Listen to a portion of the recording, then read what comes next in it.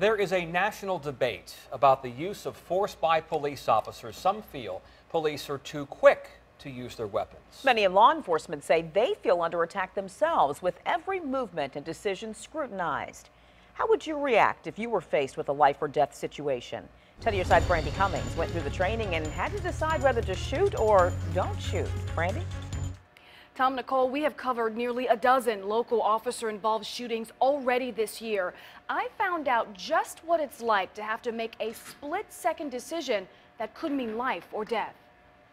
This is what's going to be the difference between you getting hurt, you living, you going home at night. Deputies, police officers, troopers, they all face intense, sometimes life-threatening situations. They walk into an unknown.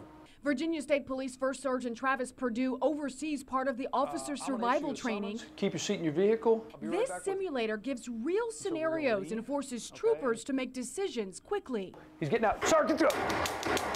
This is one part of the training this new recruit class of 85 men and women will face. Yes, sir! To better understand how troopers handle people who refuse to comply, I went through 3 different virtual scenarios. I put on the bulletproof vest And I attached them to the Velcro. And was handed the practice gun. It's as heavy as the real thing, but has a laser instead of bullets. We want to teach them to get as much skin on the weapon. I'll admit I was pretty nervous, even though I was only in a small room with a big screen and in no way in any danger. In the first traffic stop, the driver shoots at me as I head back to the vehicle. With little training on what to do exactly, I didn't pull the gun or shoot back fast enough, so the session ends.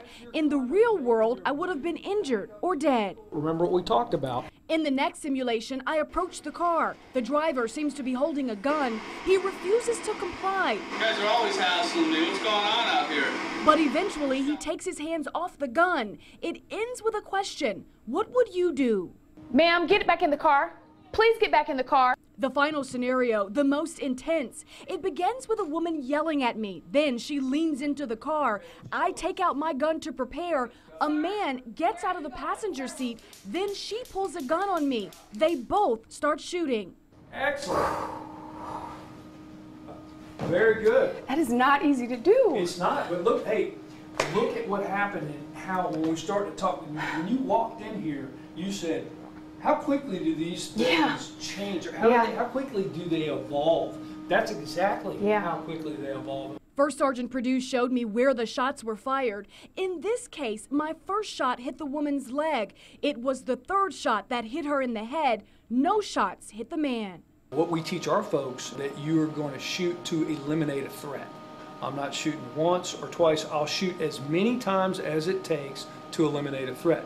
First Sergeant Perdue told me there is no one-rule-fits-all way of handling situations involving law enforcement and the public. However, Virginia State troopers train to quickly assess the situations and make the best decisions possible. I have never seen anybody who was hurt, abused, mistreated, shot, killed, whatever, by a police officer when they followed instructions.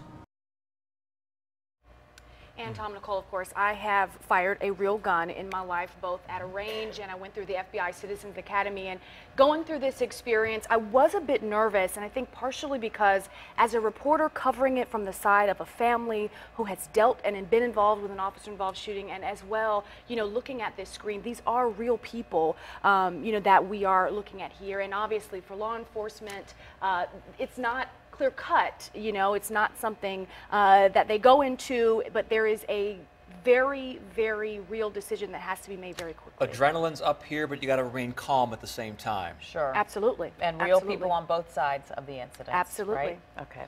Thank you. Very good.